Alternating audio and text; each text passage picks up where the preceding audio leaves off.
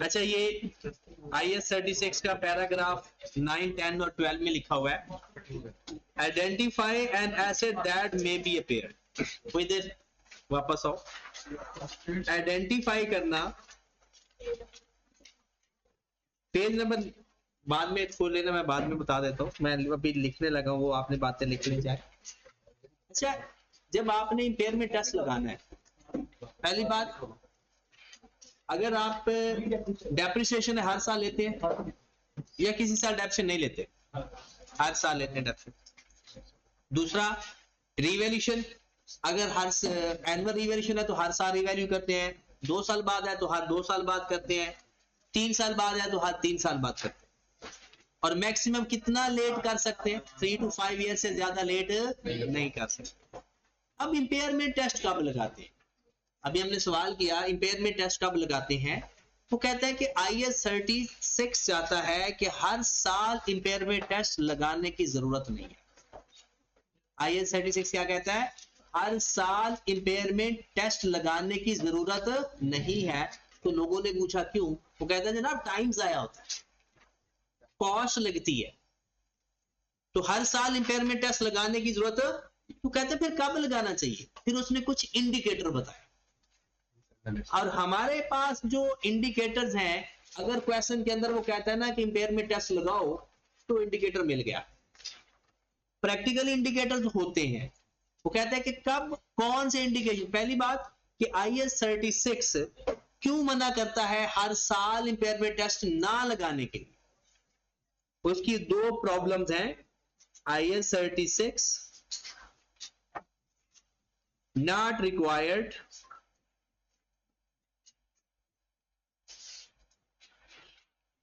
impairment test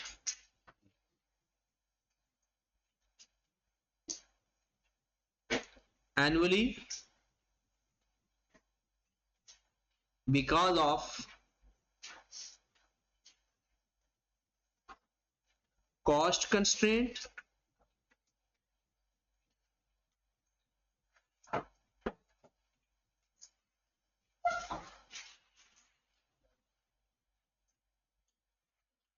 and time constraint।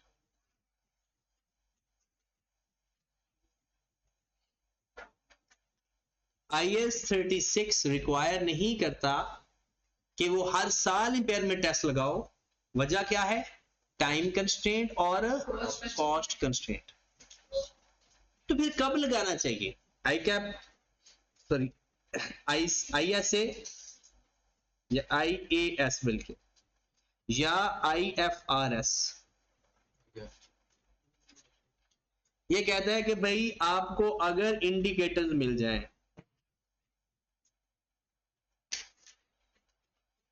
कौन से indicator? Internal,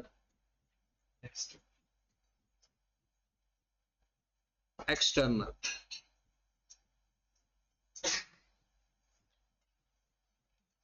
internal indicator कौन से होते हैं? जो घर की बात हो, आपको पता चले, और एक्सटर्नल जो बाहर से पता चले।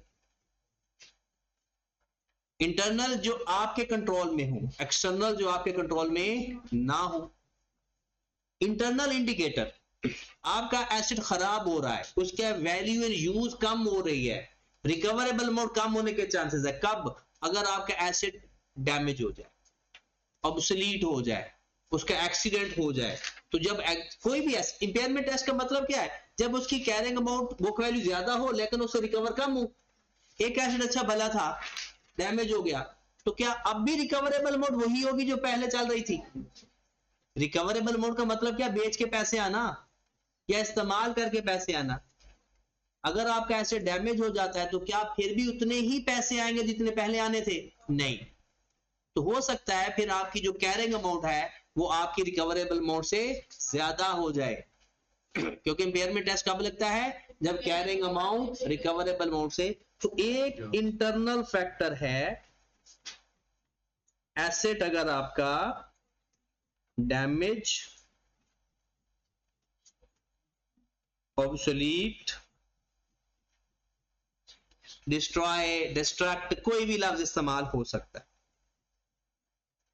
दूसरा इंटरनल इंडिकेटर है, अगर आपने अपने ऑपरेशन रिस्ट्रक्चर कर लिए। रिस्ट्रक्चरिंग का मतलब क्या होता है कि आप जिस तरह से पहले बिजनेस कर रहे हो या जो प्रोडक्ट पहले बना रहे हो, अब वो अपनी प्रोडक्ट चेंज कर रहे हो। अभी हो सकता है कि आप रिस्ट्रक्चरिंग करो और आपका एसेट बेकार हो जाए, नए सिस्टम के अंदर, नई प्लानिंग के अंदर, नए ऑपरेशन के अंदर वो आपका एसेट उतना इस्तेमाल ना हो रहा हो। तो रिस्ट्रक्चरिंग में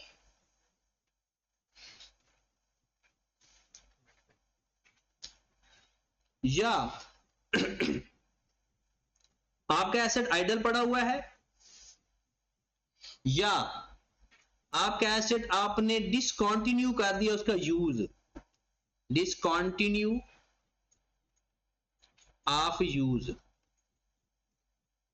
रिस्ट्रक्चर हो गया।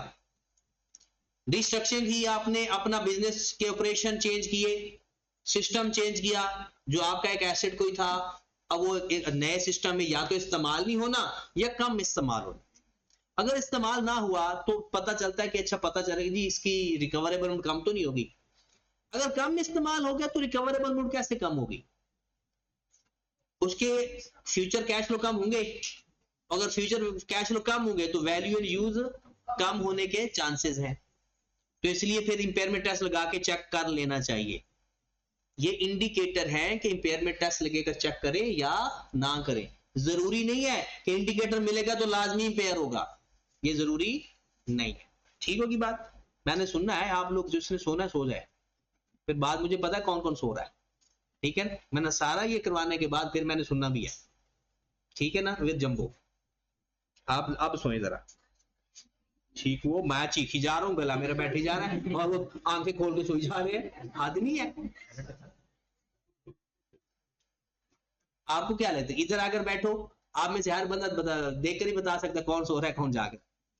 जब आप लोग सो रहे होते हो ना दिमागी तौर पर, फिर आप ना आंखें अपनी जबरदस्ती खोलते हो, वो जरूरत से ज्यादा खुल जाती है। जबरदस्ती खोल रहे होते हैं ना कि कहीं बंद ना हो जाए, और वो ज़ॉम्बीज बन जाते हो। बड़ी खतरनाक शक्ल बन जाती है आप लोगों, क्योंकि दिमाग तो बंद है आपका। दिमाग को सोचने, क्योंकि मेरी बात, मैं अभी, अगर आपको यकीन नहीं आता मैंने क्या पढ़ाया है अभी तक, मैं 2 लोगों से पूछूंगा अगर उसे पता भी हो नहीं कि मैंने क्या पढ़ाया। इसलिए मैंने उन्हें जगाने की कोशिश की है कि जाग जाओ, चीखो कि हम पढ़ भी रहे हैं कुछ। चले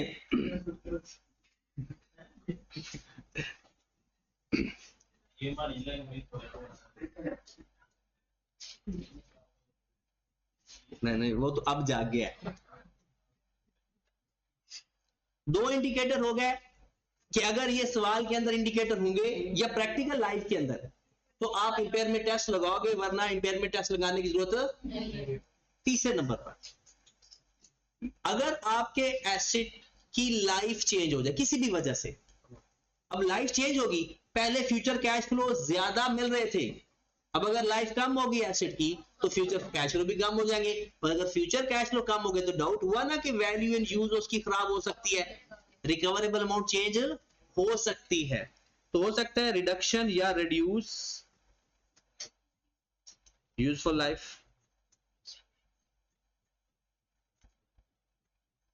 number 4,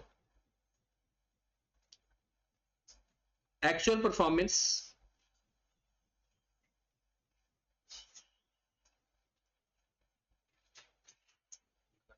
worse than expected performance।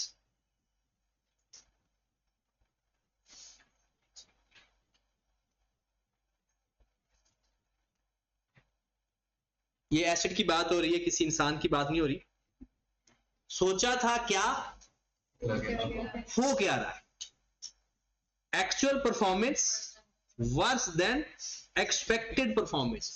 अगर मैं एक सादा सी बात बताऊं कि एक मशीन से आपने सोचा था कि भाई 1 महीने के अंदर ना हम 1 लाख यूनिट बना लिया करें, 1 लाख बने 20,000, वर्स देन एक्सपेक्टेड। सोचा क्या था, और अब जहरी सी बात है, जब आपने सोचा था कि 1 लाख यूनिट बनेंगे, फिर कैश फ्लो भी उसी का सोचा होगा, और उसी तरह उसकी सारी की रेजिडुअल वैल्यू भी सोची होगी, सब कुछ उसके हिसाब से सोचा होगा। एक्चुअल में जब पूरा साल गुजरा तो हम उसके यूनिट चेक किए तो पता चला कि पूरे साल में 20,000 यूनिट बने।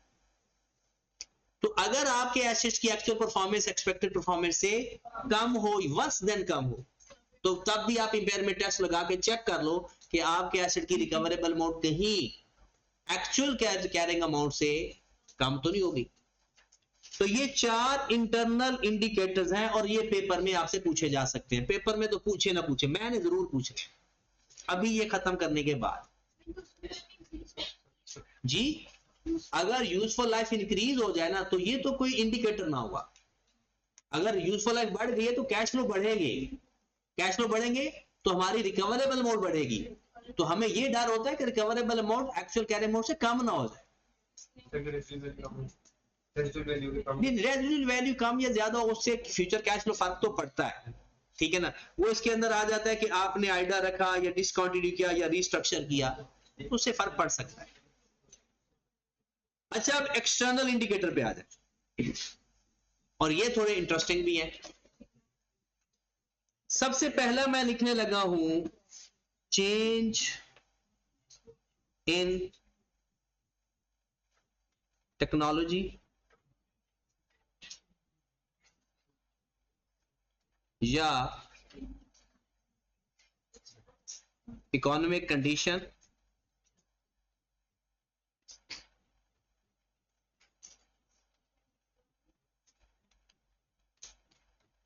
या इन्फ्लेशन रेट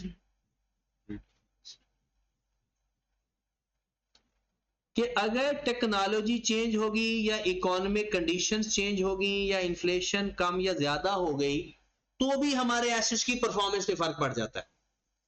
टेक्नोलॉजी चेंज होगी, या क्या हमारे कंट्रोल में था ये कि टेक्नोलॉजी को चेंज करना है या नहीं करना? ये तो टेक्नोलॉजी चेंज होने से क्या ऐसा हो सकता है कि जो चीज आप प्रोड्यूस कर रहे हो वो उसकी प्रोडक्शन ही खत्म हो जाए, सिरे से ही खत्म हो जाए? ऐसा पॉसिबल है। मैं अक्सर एग्जांपल देता हूं, ये मोबाइल ने बहुत सारी कंपनियों का बेड़ा गर्क कर दिया, जिसमें एफएम रेडियो की एक डिवाइसेस मिलती थी, खत्म हो गई। उसके बाद MP3 डिवाइसेस मिलती थी, ये कैमरा अलग होते थे, यानी हर बंदे के पास छोटा सा कैमरा हुआ करता था, सब खत्म हो गया। तो जो चीज उनको बनाने वाली जो फैक्ट्रियां थी या उनके अंदर जो मशीनें थी, वो सारे के सारे भी इम्पेयर हो गए, खत्म हो गए। क्योंकि टेक्नोलॉजी की अगर जैसी टेक्नोलॉजी चेंज होगी, आपने फौरन चेक करना है, असेस करना है कि आपके एसेट की वैल्यू कहीं खराब तो नहीं होगी। फिर उसके बाद change in rate of interest. जैसे पाकिस्तान के अंदर रेट ऑफ इंटरेस्ट अभी चेंज हुआ, 7% से 23% पे पहुंच गया, अब 23% से 11% पे आ गया। ये जो चेंज आ रहा है ना, इस चेंज से प्रेजेंट वैल्यू पे फर्क पड़ता है। हमें पता है ना कि प्रेजेंट वैल्यू और रेट ऑफ इंटरेस्ट का आपस में इनवर्स रिलेशन होता है। जब रेट बढ़ रहा था ना, पाकिस्तान में लोग क्यों बिजनेस छोड़ रहे थे? क्योंकि उनके एसेट्स की बड़ी बड़ी वैल्यू कम हो रही थी, क्योंकि रेट बढ़ रहा था, उनकी वैल्यू इन यूज कम हो रही थी। कुछ भी ना हुआ, लेकिन वैल्यू इन यूज जब वो एस्टिमेट करते थे तो वैल्यू इन यूज में मसला आ रहा था, कैरिंग अमाउंट बढ़ना शुरू हो गई थी, तो जिससे उसके एसेट्स बड़े बड़े इंपेयर हुए जा रहे थे। तो जिस मुल्क में अगर आप देखें, ये बहुत ही अंडर डेवलप्ड कंट्रीज होती हैं जिसमें रेट ऑफ इंटरेस्ट और इन्फ्लेशन रेट डबल डिजिट में होता है, मतलब 10 या उससे ऊपर होता है। वरना जो अच्छी कंट्रीज मतलब डेवलप्ड कंट्रीज होती हैं, उनमें 3, 4, 5, 6 इससे ऊपर नहीं होता। कोशिश तो की जा रही है पाकिस्तान के अंदर कि इन्फ्लेशन का रेट वो अंडर 10 हो चुका है, और ये भी 11% पे आ गया है। तो हो सकता है कि आने वाले साल के अंदर ये सिंगल डिजिट पे चला जाए, और अगर सिंगल डिजिट पे चला जाए कि पाकिस्तान के अंदर दोबारा जो ये इन्वेस्टमेंट है, लोग कारोबार करना शुरू कर देंगे। लेकिन वो एक जो सिंगल पॉइंट है ना, पॉलिटिकली अनस्टेबिलिटी, वो एक फैक्टर रहता है। बिजनेसमैन ये सोचता है कि चलो अब तो ये काम चल रहा है इनका, हो सकता है कुछ भी हो जाए, किसी भी वक्त हो जाए।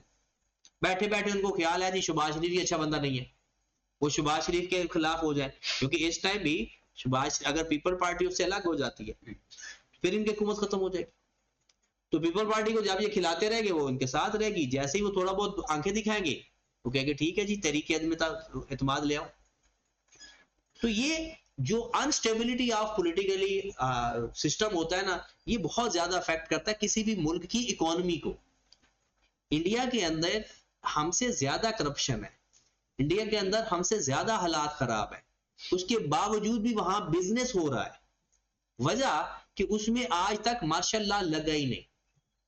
पाकिस्तान के अंदर इतनी हुकूमत सिविलियन की नहीं रही जितनी आर्मी की रही है। उसकी वजह से ये एक अनस्टेबल, गलत है या सही है वो उनको पता, क्योंकि ये रिकॉर्ड होकर यूट्यूब पे भी तो जाना होता है। तो गलत सही ये देखिए ना, मैं अयूब खान की जो दौरे हुकूमत है जहां तक मैंने स्टडी किया वो ठीक था, उसमें मुल्क ने तरक्की की है, लेकिन उसके बावजूद भी कहते हैं जो सियासतदान लोग कहते हैं कि जमहूरियत डेमोक्रेसी जितनी भी गंदी से गंदी तरीन होना वो डिक्टेटरशिप से बेहतर होती है।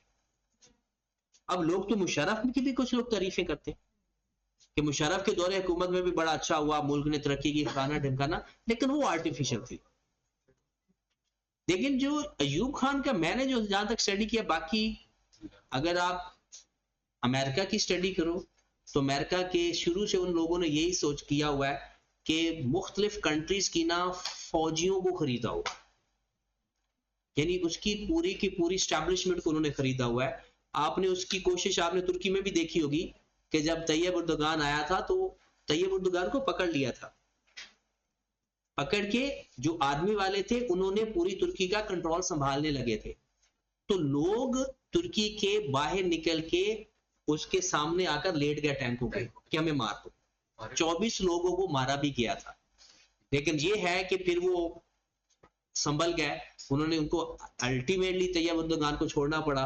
तो फिर वो उस हिसाब से अभी भी वो अमेरिका और तुर्की, पता नहीं वो अंदर खाते में पता नहीं होंगे या नहीं, लेकिन ओवरऑल उस हिसाब से नहीं हुआ कि जिस हिसाब से बाकी मुल्क है। जैसे हमारे जितने भी इस्लामिक कंट्रीज हैं उसमें सारी की सारी एस्टेब्लिशमेंट अमेरिका के कंट्रोल में, सारी की सारी, वरना ऐसे कैसे हो सकता है।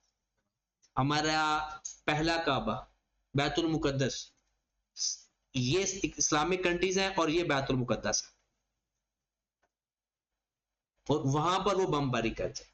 मतलब हमारे दरमियान में हमारे बैतुल मुकद्दस को, वैसे ट्रंप कहता है आपने अफ्रीका में किया कि जी आप सफेद फार्म लोगों के साथ नफरत करते हो, वो अपने लोगों की इतनी परवाह करता है। वो हमारे बारे में कहता है कि पाकिस्तान के अंदर क्रिश्चियन को बहुत यानी सही तरह से नहीं रखा जा रहा, उन्हें अपने बंदों की इतनी परवाह है, और हमें कितनी एक परवाह है कि हमने देख लिया। आपने देखा कि अभी ट्रंप गया था गल्फ एरिया में, कितने वो जफियां डाल रहे थे उनको, उसको तो बुलाना ही नहीं चाहिए था, सलाम तक नहीं लेना चाहिए था, लेकिन वो उनको पता नहीं क्या क्या ऑफर करवा रहे हैं, इतनी ज्यादा इन्वेस्टमेंट। मैं कहता हूं कि आज भी ये सारे अरबी अफगानिस्तान और पाकिस्तान को बैकअप दे, पैसा दे, ये पूरी दुनिया को तोड़ मरोड़ के रख सकते हैं। इतना ज्यादा इनके अंदर वो एग्रेसिवपन और पावर बहादुरी है, सिर्फ पैसा नहीं है, किसी के पास भी नहीं है, ना पाकिस्तान के पास है ना अफगानिस्तान के पास है। इनका ये अगर हम देखें तो ये चाइना ने थोड़ा सा बैकअप दिया कि तू लड़, टेंशन ना ले, मैं हूं ना। इन्होंने खत्म कर दिया इंडिया की इस टाइम जितनी तजलील हो रही है पूरी दुनिया के अंदर हमारे सामने। तो ये चीजें हमारे जो, जिसको हम मुसलमान ममालिक कहते हैं ना, वो डर गए हैं, वो दुनियादार हो गए, वो दुनिया से मोहब्बत करने लगे। और जब भी लोग बड़े बड़े घर बनाना शुरू हो जाए ना, लग्जरीज लाइफ का मतलब है वो दुनिया से मोहब्बत करने लगे, फिर वो डरेगा, उसके अंदर डर पैदा होगा, वो जिहाद नहीं कर सकता, कुछ भी नहीं कर सकता, फिर जिहाद क्या, कुछ भी नहीं कर सकता। अब हमारे जब वो दिखाया जाता है, हमारे सामने सब कुछ हो रहा है, यानी पूरा उन्होंने फिलिस्तीन खत्म कर दिया पूरा, अब खंडर ही खंडर है वहां पर। और वो मीडिया के अंदर कह रहे होते हैं जी फिलिस्तीन वालों को जो बचे हैं वो मिस्र में चले जाएं, उर्दन में चले जाएं, इधर चले जाएं, उधर चले जाएं, ये हमारे कंट्रोल में, हम अपनी फौज शामिल करेंगे, हम सब कुछ करेंगे। वो बेसिकली वहां दरमियान में बैठ के ना हमारे सारे इस्लामिक कंट्रीज को कंट्रोल करेंगे। और पहले भी कंट्रोल कर रहे हैं, पहले कंट्रोल इसलिए कर रहे हैं कि थोड़ा दूर बैठ के कर रहे हैं, अब वो दरमियान में बैठ के कर, वो एशिया को भी कंट्रोल करने आए थे। अफगानिस्तान में आने का मकसद क्या था? एशिया को कंट्रोल करना। ये तो वहां तो कौम पठान थी, वो नहीं माने, वो कहे वो मरते रहे, माने नहीं। तो जिसकी वजह से कंट्रोल नो डाउट उनका है थोड़ा बहुत, लेकिन 100% कंट्रोल वो नहीं हासिल कर सके। बेसिकली वो ये चाहते थे चाइना को कमजोर किया जाए इंडिया के साथ मिलके, और अल्टीमेटली उन्होंने इंडिया को भी साइड पे करते हैं। ये नहीं कि आज जो वो रो रहे हैं, ये तो चाइना इतना स्ट्रांग हो गया है कि वो किसी भी मुल्क को टक्कर दे सकता है। वो लेट हो गए हैं, अब चाइना अपना हर तरह से तैयार है। पहले सिर्फ इकोनॉमी अच्छी थी उसकी, अब उसका डिफेंस भी अच्छा है, उसका आईटी भी अच्छा है, उसकी सर्विसेज भी अच्छी है, सब कुछ ओके है उनका। और वो मेहनती लोग भी हैं, हर घर के अगर 10 अफराद है, 10 के 10 काम करते हैं। कोई भी 18 साल से बड़ा बंदा, कोई भी वहां पर एक बंदा भी नहीं है जो काम ना करता, चाहे वो छोटे से छोटा क्यों ना काम कर रहा, वो काम करते। हमारे यहाँ तो 30 साल तक अभी जवान ही बच्चा रहता है, 30 साल तक वो कहता है कि अभी वो अब्बा जी पैसे देगा, सारी फीसें भी अब्बा जी के पास, सारा कुछ। चले जी, अच्छा, change in rate of interest. जब रेट ऑफ इंटरेस्ट चेंज होता है तो ये भी एक इंडिकेटर है। अगर इंटरेस्ट रेट कम हो रहा है तो ये इंडिकेटर नहीं है, अगर इंटरेस्ट रेट बढ़ रहा है तो ये एक इंडिकेटर है कि आपके एसेट की वैल्यू इन यूज कहीं कम ना हो जाए। Number 3, decline value of asset, decline in market. जो एसेट का हम इंपेयरमेंट टेस्ट लगा रहे हैं उसकी मार्केट वैल्यू कम हो गई किसी भी वजह से। कोई भी वजह हो सकती है कि मार्केट में हमने एसेट रखा हुआ है 4 लाख का, मार्केट में अगर हम बेचने जाते हैं तो कहते हैं कि जनाब 1.5 लाख का, 2.5 लाख का, 3.5 लाख का, तो उसकी fair value less cost to sell कम होगी। कोई भी फैक्टर हो सकता है, उसकी डिमांड कम होगी, उसका यूज अच्छा नहीं है, तो मार्केट में उसकी डिमांड उतनी नहीं है। नंबर 4, लेकिन हमारे एसेट की वैल्यू मार्केट में खराब होगी। जैसे आपने एक एसेट खरीदा, उसकी बुक वैल्यू पड़ी हुई 4 लाख, मार्केट में उसकी वैल्यू 4 लाख है ही नहीं, तो उसकी fair value less cost to sell कम होगी ना। तो अगर कम हो जाए तो कैरिंग अमाउंट जो लिखी हुई वो ज्यादा हो गई, इंपेयरमेंट का खतरा हो गया। अच्छा, ये जो सारी बातें थी ना, ये रेलिवेंट टू किसी ना किसी एसेट के थी। अब ओवरऑल बिजनेस की वैल्यू डाउन हो गई, पूरे बिजनेस की, एक एसेट की नहीं, पूरा बिजनेस ही डूबने लगा है, तो उसके अंदर जितने भी एसेट पड़े हुए हैं सब के सब इंपेयरमेंट टेस्ट में आते हैं। जब एक एसेट की, एक बिजनेस की ओवरऑल वैल्यू डिक्लाइन हो जाए, उनके टोटल नेट एसेट मतलब उसके शेयर की वैल्यू गिर जाए, उसके शेयर की वैल्यू गिर जाए, ओवरऑल बिजनेस की वर्थ खत्म हो जाए, तो उसका जो फिर एसेट पड़े होंगे वो कैसे बिकते हैं? स्क्रैप के तौर पे, अपनी असल वैल्यू पे नहीं बिकते। तो और उसकी बिजनेस की वैल्यू खत्म हो रही है, तो इसका मतलब है बिजनेस की जो प्रोडक्शन है उसकी डिमांड भी कम हो रही है, उसके कैश फ्लो भी कम हो रहे हैं। तो अगर overall decline in net assets of a business या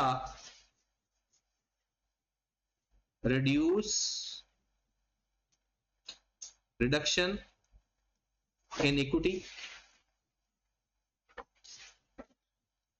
या reduce share price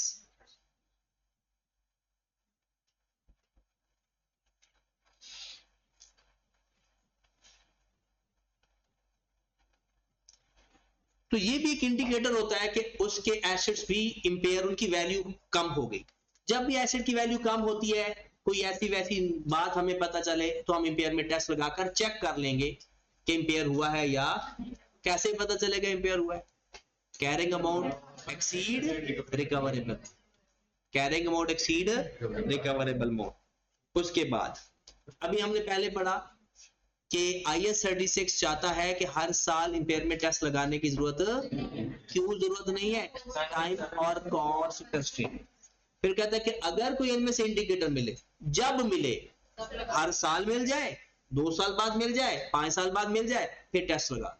इंटरनली तौर पर ऐसे डैमेज हो जाए, रिस्ट्रक्चर या आइडल या डिसकंटिन्यू कर दो प्रोडक्शन अपनी को, या लाइफ चेंज हो जाए, या उसकी performance worse than expected, external में टेक्नोलॉजी चेंज हो जाए, इकोनॉमिक कंडीशन से जंग लग गई, हमारे एसेट खाली पड़े हुए हैं, किसी कीमत के नहीं बिकेंगे, इकोनॉमिक कंडीशन खराब हो जाए, इन्फ्लेशन या रेट ऑफ इंटरेस्ट चेंज हो जाए, उसके बाद हमारे एसेट की मार्केट वैल्यू कम हो जाए, या ओवरऑल हमारे बिजनेस की मार्केट वैल्यू कम हो जाए। ठीक है, तो एक दफा आप आई कैप की अंग्रेजी पढ़ लें ताकि आपको ये इंडिकेटर्स के बारे में पता चल जाए।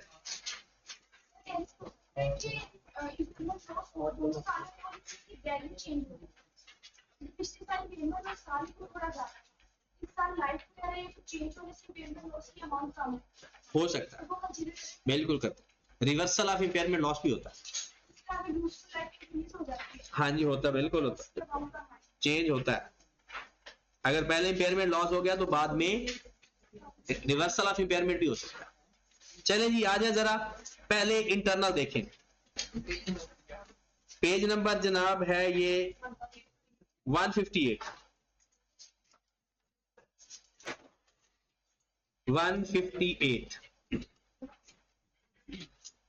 मिल गया।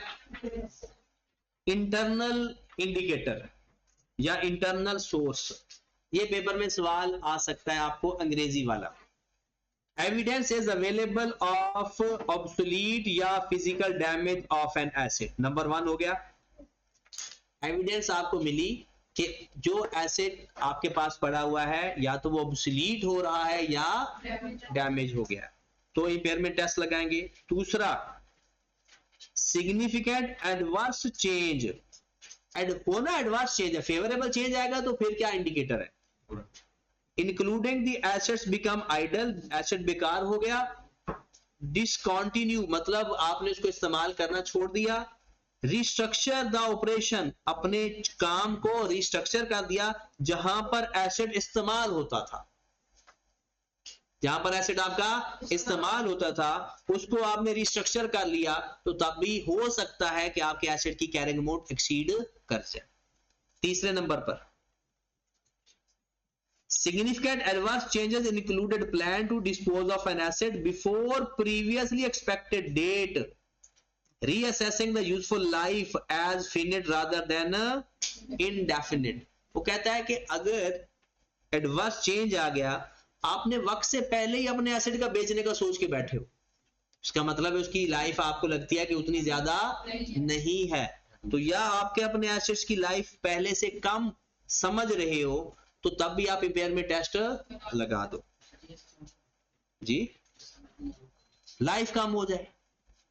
ये लिखा हुआ है, क्या लिखा हुआ है कि plan to dispose of an asset before the previously expected date. पहले आपने सोचा था ये 6 साल चलेगा, अब आपको लगता है ये 4 साल चलेगा, उसके बाद हमें बेचना पड़ेगा, डिस्पोज खत्म करना पड़ेगा। तो अगर आप लाइफ कम कर रहे हो तो वो भी एक इंडिकेटर है। There is evidence that assets expected economic performance will be worse than expected। कहता है कि ये एक एविडेंस मिला है कि जो अब हमने सोचा है उसकी परफॉर्मेंस जो पहले सोचा था उससे बुरी होगी। तो ये 4 इंटरनल इंडिकेटर है। फिर 4 ही एक्सटर्नल इंडिकेटर देख लें। एसेट्स की वैल्यू डिक्लाइन हो जाए during the period significantly more than would be expected as a result of passage time या normal use।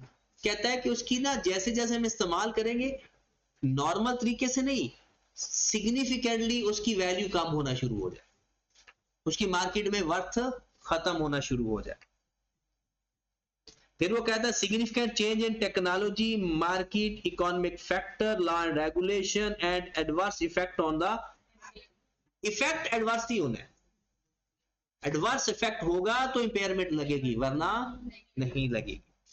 कहता है टेक्नोलॉजी के अंदर चेंज आ गया, मार्केट या इकोनॉमिक फैक्टर चेंज हो गया। लॉ एंड रेगुलेशन से क्या मुराद है, कोई एग्जांपल दे सकता है? रिस्ट्रिक्शन लगा देती है गवर्नमेंट।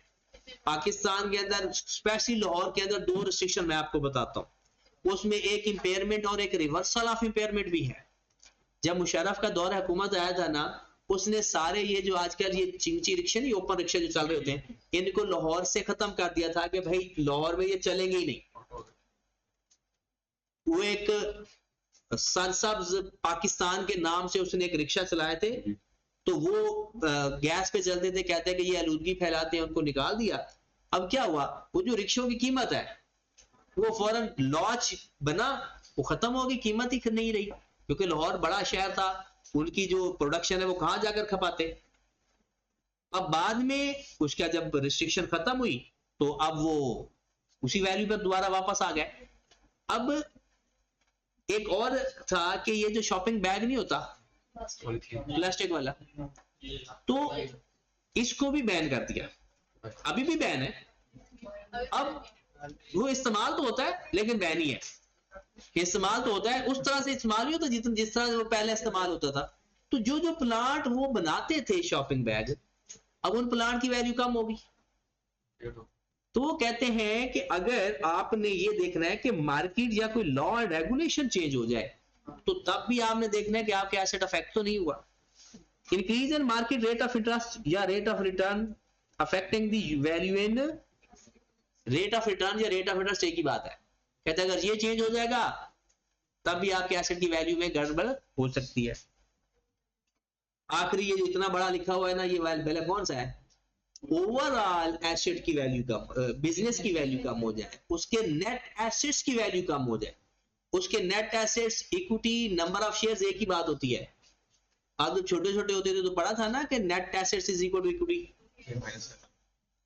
तो क्या लगता है, the entity net assets have a higher carrying value than its market capitalisation. कहता है आपके पास जो वैल्यू है वो ज्यादा पड़ी, लेकिन मार्केट में उसकी वो वैल्यू नहीं रही, किसी एक एसेट की नहीं, पूरे एसेट्स की। Indicating that assets might be over valued, मतलब ये इंडिकेशन है कि एसेट्स की वैल्यू आपने ज्यादा लिखी हुई है, इसका मतलब है कैरिंग वैल्यू आपने एक्सीड की हुई है। आगे उसने बस ये क्या, ये डेफिनेशन ना उसने मार्केट कैपिटलाइजेशन की लिखी है कि market capitalisation is total market value of equity of the entity. इसका मतलब है total market value of the business. आगे उसने फार्मूला भी लिखा है कि एक शेयर की value multiplied by number of share. अब 2 बातें हमने पढ़ी, एक IAS 36 कहता है हर साल इंपेयरमेंट टेस्ट ना लगाया करो, दूसरा कि अगर इन 8 में से कोई इंडिकेटर मिले तो लगा ली करो। एक नवा इंडिकेटर भी है, वो आपने पहले पढ़ा होगा, अगर government grant related to asset refund करो, अगर government grant related to asset refund करो तब भी इंपेयरमेंट टेस्ट लगाते हैं उसका। याद आया ना, उसमें मैंने लिखवाया था, मैंने कहा एक्सप्लेन हम बाद में करेंगे, कि जब भी आपने related to asset government grant वापस की तो वहां पर भी हमें इंपेयरमेंट टेस्ट लगा लेना चाहिए। तो वो नौवां फैक्टर है। अच्छा, वो इंटरनल है या एक्सटर्नल है? वो इंटरनल है, क्योंकि वो तो हमें पता है ना, हम नहीं शर्तें मान रहे, ये बाहर से कुछ ताकत नहीं है। उसके बाद तीसरी बात,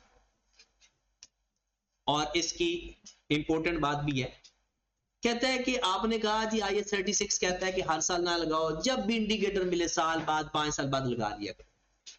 लेकिन IAS 36 3 एसेट्स के बारे में कहता है कि हर साल उसका इंपेयरमेंट टेस्ट किया करो। 3 एसेट्स के बारे में, वो कौन से हैं? एक गुडविल, कौन सा है? वो सारे इंटेंजिबल गुडविल। दूसरे वो इंटेंजिबल एसेट जो अभी तक काबिले इस्तेमाल नहीं हुए, वो इंटेंजिबल अभी इन प्रोसेस में है, वो इंटेंजिबल एसेट जो अभी तक अवेलेबल फॉर यूज नहीं हुए। तीसरा, वो इंटेंजिबल एसेट जिनकी लाइफ डिटरमिन नहीं हो सकती, अनडिफाइंड है या अनडिटरमिन है। अभी 3 एसेट्स, उनका इंपेयरमेंट टेस्ट हर साल लगाते हैं। एक गुडविल, एक intangible asset that are not available for use, तीसरा intangible asset which has undetermined या undefined useful life.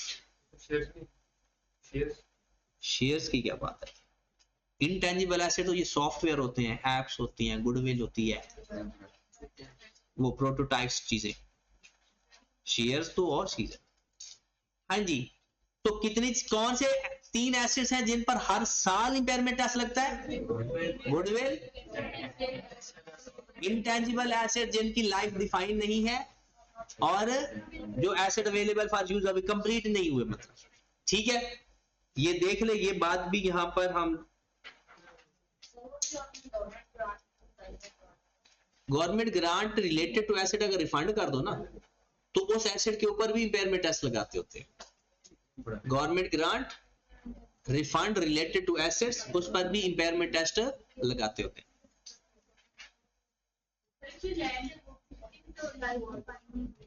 Land intangible नहीं है, ये चीज यहां से देख लें, मैं हाईलाइट करवा देता हूं। IS 36 does not require test every asset in each period। क्यों भला? Time constraints, cost constraint, requirement जब इंडिकेटर मिल जाए, ये सारी अंग्रेजी वही लिखी हुई है। कब रिक्वायर्ड होगा? जब इंडिकेटर मिल गया। एक्सेप्शंस, एक्सेप्शन से क्या मुराद है? इंडिकेटर मिले या ना मिले, फिर भी आपने लगाना है। किस पे? intangible asset not yet available for use, intangible asset have indefinite life। ठीक होगी बात, मेरा काम पूरा। अब आपका शुरू।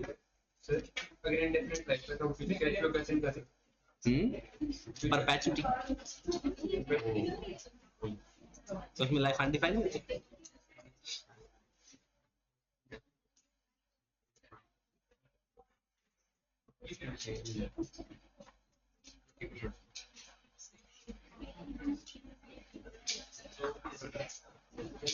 अच्छा, एक कॉन्सेप्ट में, अच्छा कल का जो आपने अपना होमवर्क भी साथ लिख लो, ताकि फिर मैं ये क्वेश्चन जो 2 है वो तो करवाता हूँ अभी। एक क्वेश्चन नंबर 9 करना है आपने कल के लिए, ये example number 9, sorry, example number 8 करना है आपने। ये ना छोटे छोटे सवाल है, मतलब ये इसका आंसर बस यहां तक ही खत्म हो जाता है, ये इतना कोई बड़े सवाल नहीं है, इसका आंसर भी यहाँ एक ही टेबल में खत्म हो जाता है। 8 और 9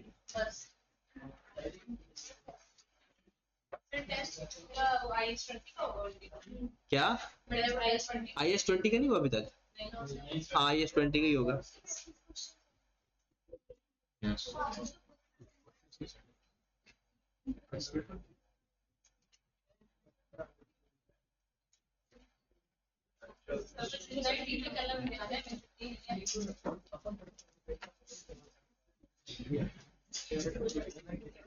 अच्छा, आपके जिम्मे जो एग्जांपल थी वो डिस्कस करने लगे। और एग्जांपल नंबर 22 भी करके आनी है। 8, 9 और 22 तो नहीं है इतनी बड़ी एग्जांपल। अच्छा, एक चीज जो आपको परेशान कर सकती है, मैं पहले बता देता हूं उसके बारे में।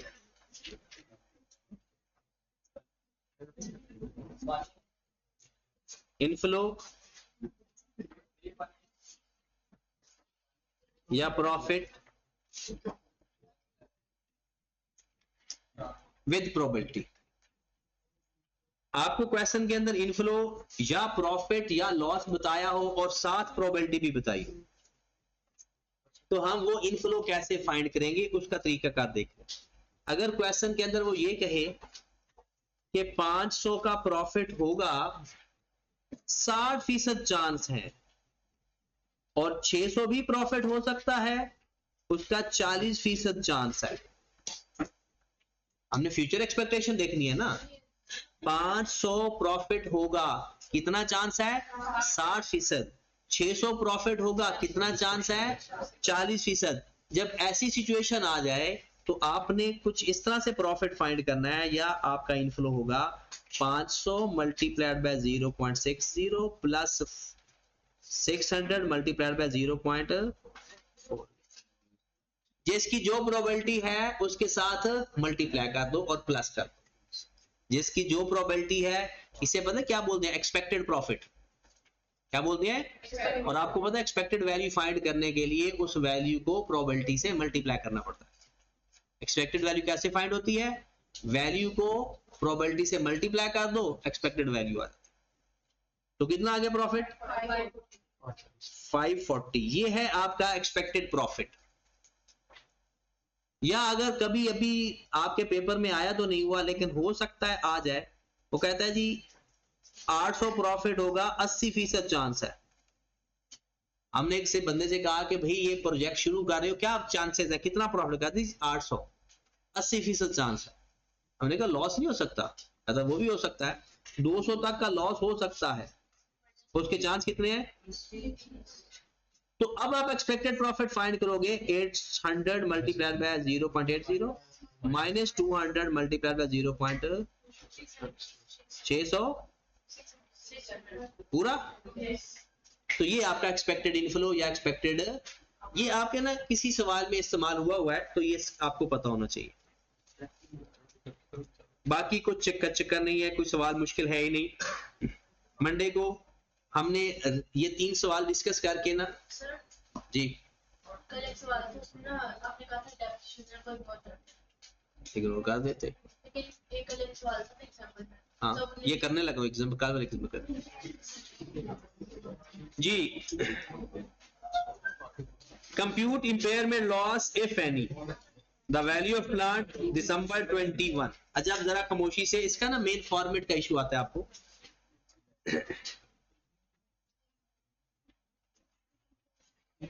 हाँ जी, क्वेश्चन पढ़ लेते हैं जी।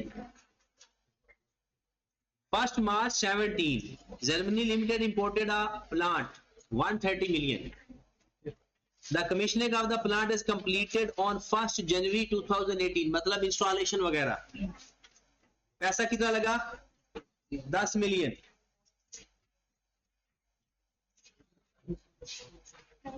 अच्छा, मैं ये यकीन कर सकता हूँ कि सब ने ये सवाल किया है।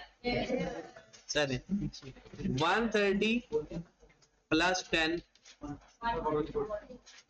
हमारा ऐसे असल में 140 का है। The economic life of the plant was estimated 12 साल and useful life of the is 8 years। तो बताओ हमने किस पे डेप्रिशिएट करना है, इकोनॉमिक लाइफ या यूजफुल लाइफ? इसलिए जरूरी होता है पीआरसी में अच्छा पढ़ना।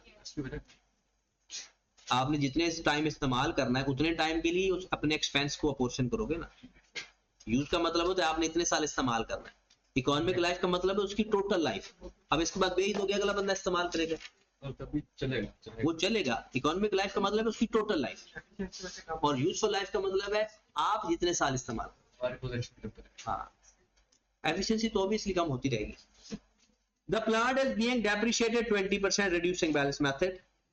Due to declined demand for the product manufactured from this plant, an impairment test was carried out. अब देखिए जरा, अब क्योंकि कल तो मैंने इंडिकेटर आपको पढ़ाए नहीं थे, तो इसलिए मैंने बताया था क्या लिखा हुआ, due to decline demand for the product manufactured of this,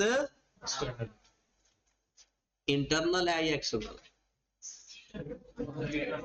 आपके जो प्लांट है उससे जो डिमांड है उसकी कम हो गई है, मतलब आपके एसेट की मार्केट वैल्यू खराब हो गई। Impairment test was carried out 2021। Following information has been gathered for the impairment testing. कहते हैं current selling price of similar plant in the local market 50 million और डीकमीशनिंग 2 मिलियन, मतलब उसको डिस्पोज करने का खर्चा। बताएं ये फेयर वैल्यू लेस कॉस्ट उसे लेंगे या नहीं? हालांकि हमारे एसेट का नहीं है, लेकिन हमारे एसेट का गिवन भी तो नहीं है ना, तो ये हमारे पास आ गई fair value less. The plant net disposal proceed eight the end of useful life 4 million.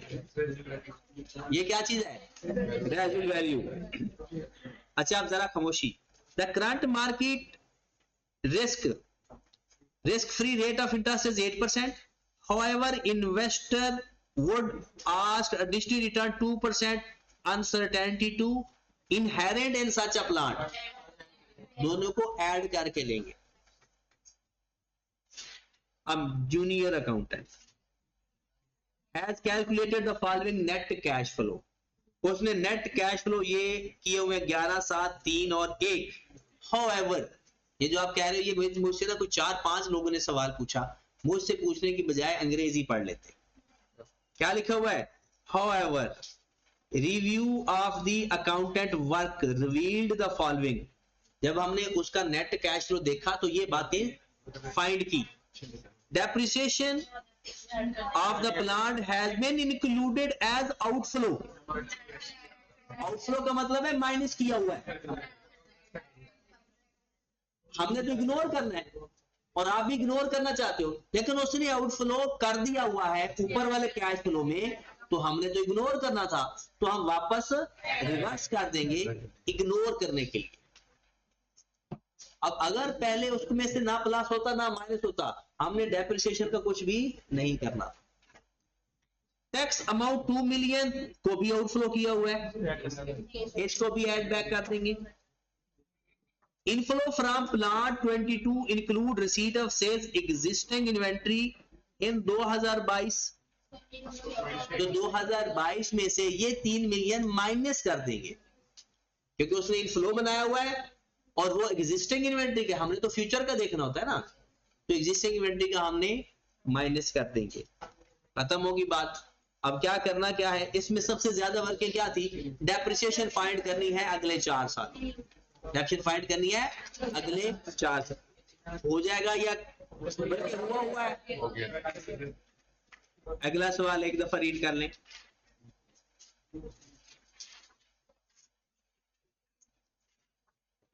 ये भी अच्छा सवाल था, इसमें भी अच्छी बातें थी। Draft financial statement of Burberry cement limited December 2020 include carrying amount उसने दे दी। Due to technological changes remaining life of the plant reduce to 4 years। Inflow of the sale of the 21 is 200 और हर साल 10% डिक्रीज हो, तो 200 फिर 0.9 से multiply करते जाएंगे, अगले सालों का आ जाएगा। आउटफ्लो कितना है? वो कहता है ये बढ़ता जाएगा 5%, 1 प्लस परसेंटेज से मल्टीप्लाई करते जाएंगे। इनकम टैक्स है 20%, ignore. Method of dep straight line है। The plant net disposal value at the end of residual value. Pre tax और पोस्ट टैक्स रेट कौन सा लेंगे? 12%। कहता है technological advancement plant, similar capacity वाला प्लांट 350 मिलियन का चल रहा है, हमें ऑफर मिली है 250, 7 मिलियन एक्सपेंस भी आएगा। बताओ कौन सा लेंगे? 250। पिछली दफा तो सिमिलर एसेट का लिया था, हमारे एसेट की वैल्यू गिवन नहीं थी। ठीक होगी बात? खत्म हो गया इसका। एक आपका 8वां 9वां क्वेश्चन और दूसरा आपका क्वेश्चन नंबर 22। ये 22 अच्छा सवाल है, लाजमी अटेम्प्ट करना है, क्योंकि इसमें थोड़ा सा वो जो हमने कहा ना गवर्नमेंट ग्रांट जब वापस करें तो पेमेंट टैक्स लगाना है, ये वो वाला काम।